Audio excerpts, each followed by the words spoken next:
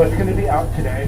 But along the way, we're going to be talking about the animals, but I'm also going to be telling you a little bit about what we do here, because we are a nonprofit conservation organization.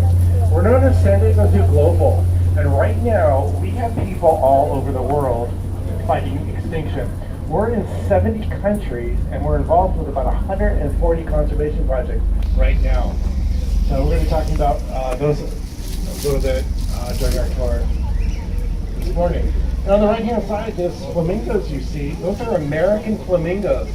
Those are the most colorful of all the flamingo species. And you probably noticed some of them that are not very colorful. Well, those are youngsters. They were born here earlier this summer. And as they grow, and over the next year, they'll take on more and more color. To your left, that part of the zoo is the Discovery Outpost. And that's where you're going to find the reptile house and the children's zoo. Just to let you know, the Skyfari ride is closed today due to the weather. Also in there, we have a 4D theater playing an experience from the movie Rio. It's an indoor thing, so it might be something you think about enjoying today. We have another 4D theater that I'm going to point out a little bit later in our tour. Okay, we're dropping down into the Lost Forest. This is our rainforest here at the zoo, but of course today the whole zoo is a rainforest. But it's a good time for me to talk safety with you. During the tour, I'm going to ask you to keep all your body parts inside the bus. And that does mean your arms and your legs, as well as your heads and your butts. And anything else that you might value, like cell phones and cameras, although I don't think I'm going to have much of a problem with that today. No one's going to want to get their electronics wet. And a few times I'm going to stop when practical to talk about the animals in greater detail. And at those times, you're more than welcome to stand up and move around a bit to get a better look. But I'm going to ask that you keep both your feet on the floor at all times. And it's never safe to stand on a seat, so let's not do that. All right, here on the right-hand side is a walkway, and if you have a map, that's Tiger Trail. And tigers in the wild are found over in Asia. And there's a little turnout here. I'm going to turn in and see if we might get lucky and see a tiger today. But I'll let you know, a lot of the indoor enclosures are open for the animals' comfort and safety today. So I think, yeah, we're going to keep moving on here because there does not seem to be a tiger in view. But we do have 3 tigers here at the zoo, and they're all Malayan tigers. And over in the wild, they're facing a challenge because they live in the rainforest over there in Malaysia. And unfortunately, those rainforests are being cleared at a pretty prodigious rate, about 3 acres every minute. And they're losing habitat, and because of that, they're getting a little close to population centers. So people are encountering tigers. Very dangerous for everyone involved. Now here on the right-hand side, we're entering Africa here along Hippo Trail, and this is our hippo enclosure here on the right-hand side. And it's this large pool, so they don't mind being wet, so hopefully we might get a glimpse of something here. You're going to notice a large plexiglass wall running along the front of the enclosure, and that's so you can help you see the hippos, because they spend about 16 hours a day in the water. And okay, I think if you look where this big fig tree is towards the front of the bus, if you can get an angle between that walkway and the catwalk above, you're going to see the rear end of a hippo. And it looks like a big boulder down there, but I'm going to roll kind of slowly by and just kind of look down that way. And I think you'll be able to see the hippos, particularly now towards the front of the tree. You can see his little tail coming down. Now, this is amongst the most dangerous of all the animals in Africa. More people die from hippo attacks each year than any other animal on the continent. Okay, we're going to let a bus pass us here on the left-hand side, so let's be aware. Now, one of the reasons is they're really territorial animals, and in spite of their size, they can move pretty quickly on land. They can run about up to 40 miles an hour, so a lot faster than you might think, considering their size. There's one of our kangaroo buses zipping around today. We're going to talk about that in a little bit. And if there's a traffic pass, we're going to be on our way here. Now, something we talk a lot about here at the zoo is animal welfare. In fact, we're redefining what it means. Of course, we want all the animals to be healthy and well fed. We're also concerned with their emotional and mental well-being. And some of the ways that we promote positive animal welfare is through exhibit design and enrichment. And we're going to talk about those things throughout our tour this morning. Just up ahead here on the right, let's see if we might see some monkeys. Oh, we got a couple hardy monkeys here. Now, you notice these monkeys here. We're looking at two different species. These are Schmidt's guenons and Allen swamp monkeys. And this is a multi-species exhibit here at the zoo. Also in there, you'll notice a waterway going, and you might sometimes see river otters. And so we create these naturalistic environments for the monkeys. But also you'll notice the climbing structures. And those climbing structures provide opportunities for social interaction, as well as for them to be able to do behaviors that will be similar to behavior that would express in the wild. So between the exhibit design and the enrichment items, those things really work hand in hand to promote positive animal welfare. Now here at the intersection, we're going to hang a left to get you our tour, but if you look briefly to your right, you're going to see this roadway. That's Panda Canyon. We're at the very lowest part of the zoo right now. Down that way, you'll find our panda exhibit. The pathway just to the left of that red sign with the number 15 on it, that will take you up to our Asian cats. And that's where you'll find snow leopards and Amur leopards. And Amur leopards are very rare leopards. In fact, they're one of the most endangered animals on the planet. And here at the zoo, we had 2 cubs born earlier this year. So you might want to keep an eye out for the cute Amur leopard cubs. Here on the left-hand side, this is our African marsh exhibit. And you're going to see some exotic birds in there. You'll probably notice the giant white pelicans. Those black birds next to them are cormorants. But do you notice the blue heron and the white egrets up in the tree?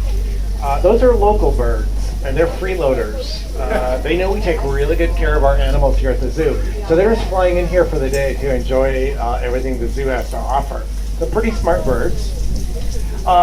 Okay, this yellow sign that's in shape of a kangaroo next to us, that marks one of our kangaroo bus stops. And that's our transportation bus around the zoo. So you might want to use it today, help you get around the zoo. We're about 125 acres here. It's pretty hilly terrain. So that's going to really aid you during your visit. And we're going to let this cart pass us. Now, during those loops, it's just a big loop around the zoo, and it makes 4 stops. So I'm going to point each of those stops out for you. Okay, folks, we're going to climb this steep hill up into the northern frontier area of the zoo. We're going to get swept away here. All right. Now, if you look to your left, where the trees there, that roadway you see is Route 163, and it runs right here through Balboa Park. Now, if you were to follow that road for about 30 miles north, you'd come to our sister park. It's called the San Diego Zoo Safari Park. And I mentioned that we're about 125 acres. They're much bigger. They're about 1,800 acres up there. And right next door, we have our Institute for Conservation Research. I mentioned that we have people all over the world. Well, we have people on the front line that are trying to figure out what's going on, why wildlife all around the world is endangered. And we're trying to come up with some answers to all those difficult questions. And we fund all that research and conservation work through the San Diego Zoo Wildlife Conservancy, which I'll talk about a little bit later in the tour. Right there on the right-hand side under that awning, you see a Grevy zebra and a giant eland. That giant eland is the largest of all the gazelle species. Those horns on them can grow about 4.5 feet long. And that Grevy zebra that I pointed out, that's the largest of all the zebra species. And all the zebras that we have here, the Grevy zebras, they're all bachelors. And when they're ready for breeding, we'll actually move them up to the safari park and we'll get breeding herds of their own. So that's one of the really fun things about the safari park is because of all that land, we have large herds of animals that are breeding stock. here on the left-hand side is our northern frontier. And I'm going to roll through here. This is our polar bear plunge. Let's see if we see a polar bear. If you guys see a polar bear, give me a little shout. I don't see one. Yeah, I'm going to keep moving here because I don't see one. But if you look to your right off in the distance, that tower you see there, that's California Tower. It was built in 1915. It's right here in Balboa Park. And it was built for the Panama California Exposition, which was celebrating the opening of the Panama Canal. And the reason I'm pointing it out is it has ties to the roots of our zoo. Now, during that exposition, they brought in a lot of exotic animals. And unfortunately, when it closed, they left a lot of them behind. And one day, this man named Dr. Harry Rutherford was driving through Balboa Park, and he heard a lion roaring, and he went in to investigate and found these animals. Yeah, I see some of you looking over there at Gerenuk. Those are those little tan gazelles you see there. I know the Diker here is off exhibit. Oh, actually, there they are. I was told they were off exhibit. Those are the Dikers there. Well, in 1916, Dr. Rutherford founded the San Diego Zoo, and we've been around for about 102 years now.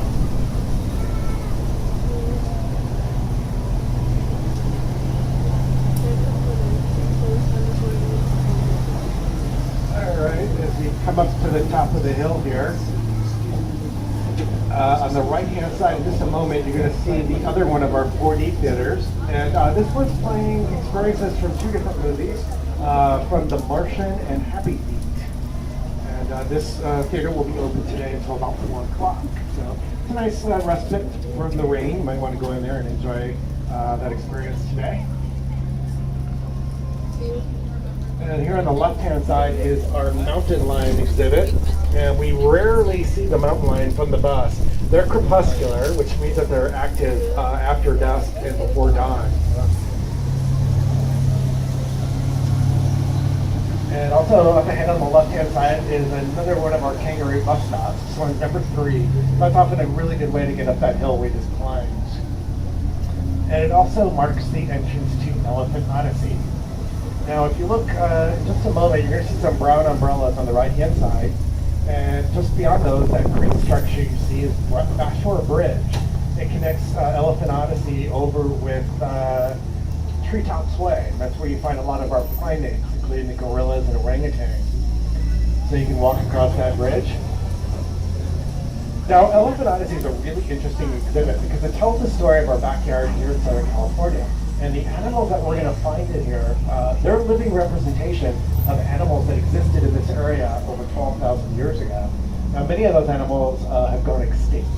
Animals such as the Columbian mammoth, and the giant sloth, and the American lion. So let's see, okay, if you look closely on the right-hand side, if you look all the way towards the front of the bus, past that rock and that pedestal, you're going to see our female lion. Her name is Etosha. She's lying on the ground there. Looks like she's getting a little shelter from the rain. We have a male lion in here too, but he might be indoors. His name is Umbari. And they were both born in South Africa. But they were raised up at the safari park, aren't they, Jeremy? Now I have a question for you. What do you call a grouping of lions? Any guesses? Pride. A pride, that's right. Now I have another question for you. What do you call a grouping of tigers? Well, it's a trick question. There is no name for it because unlike most cats, lions live in family groups. They're social animals.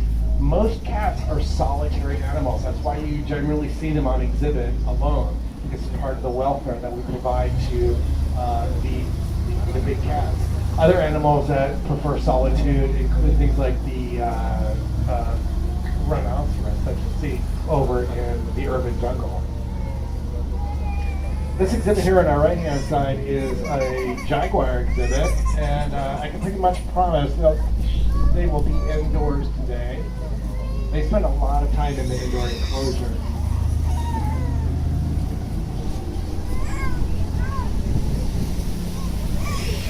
Now here on the right-hand side is the beginning of our elephant enclosure, and this is the largest enclosure we have here at the zoo. It kind of makes sense, it's one of the largest animals.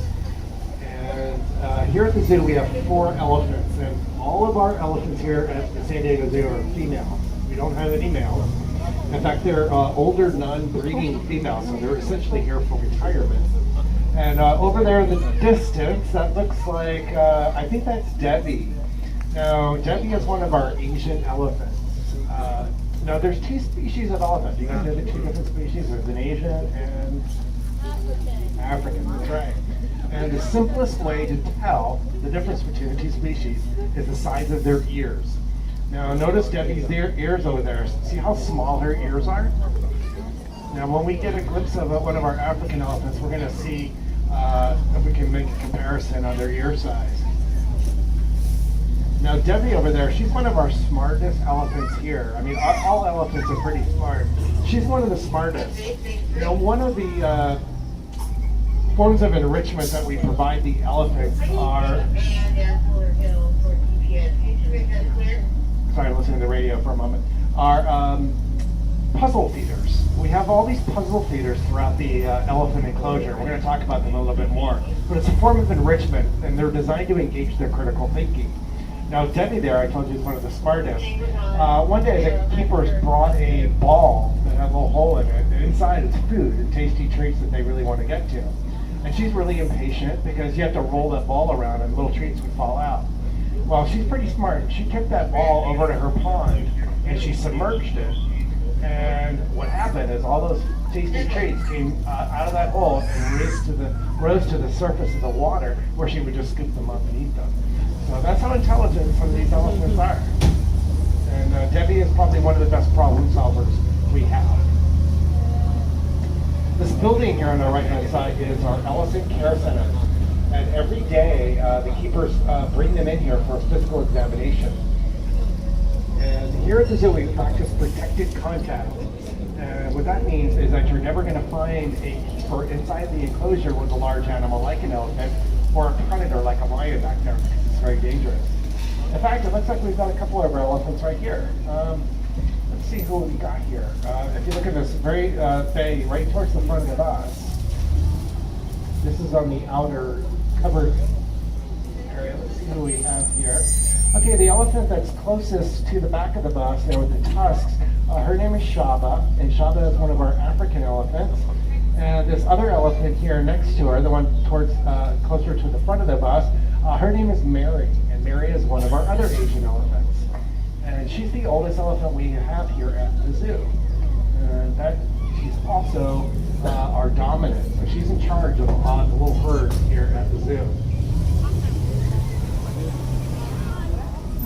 You might notice that bird on the right-hand side on the ground there. I'm going to let this bus pass me. Well, that's a secretary bird. You know, it's a bird with a... because this bus is not moving out of the way.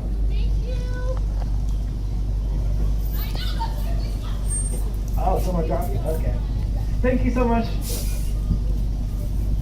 Well, that secretary bird is from Africa, and you'll usually see her on the ground. A lot of people think she can't fly because she's usually almost always on the ground. That's because she is a hunter. She does hunt on the ground. She's got very powerful legs, and she can chase down her prey.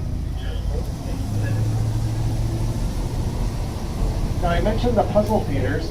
You can probably notice quite a few of them throughout the yard here. That ring hanging from the tree. You'll see barrels hanging from these utility trees. And each one is unique. And they're scattered throughout the elephant yard. And one of the reasons we scatter them is to encourage the elephant to walk the elephant yard for exercise. And the keepers have logged these elephants, and they walk about 8 miles a day in search of food. Now, if you notice this structure that looks like a tree here, this is a utility tree, and it's something we developed here at the zoo. Now, elephants are really voracious eaters. They're really destructive animals. In the wild, they travel in herds, and they eat almost everything in their path. And if we had trees in here, they just knock them down and eat them. So this is something we developed. And it provides several things. It's a source of food. You can see that little doorway at the bottom there. That's a little vending machine, basically. There's a little chain that you can see hanging out the slot at the bottom. the elephant can walk up and rattle that chain with her trunk, and straw will come out. I think you can see some of the straw on the ground there. And she just eats it up and eats it. It also provides shade. There's some built-in heaters to keep them warm on cold nights, and misters to help keep them cool on hot days. Now, just beyond the elephant enclosure there, those brown umbrellas you see is Sabertooth Grill. It's one of our restaurants here at the zoo. So if you're looking for an opportunity to get out of the rain, highly recommend Sabertooth Grill. It's my favorite restaurant here. One of the reasons I like it is because a lot of the produce that they serve there is grown locally. And it minimizes my carbon footprint, which is important to me in order to help save wildlife around the world. You probably notice this camel here on the right-hand side. You notice it only has one hump. Well, that species is called a dromedary camel. Now, any guesses what's inside the hump? Now, most people guess water. It's not, actually, it's fat. They keep reserves of fat stored in that hump, and they go long periods of time without eating. Now I'm going to go into our quiet zone here. This is usually our California condor exhibit up ahead. We have a raven in here who is new to the zoo and is acclimating, and so we're going to stop talking because we don't want to provide any stress to the animal while it's getting used to its environment.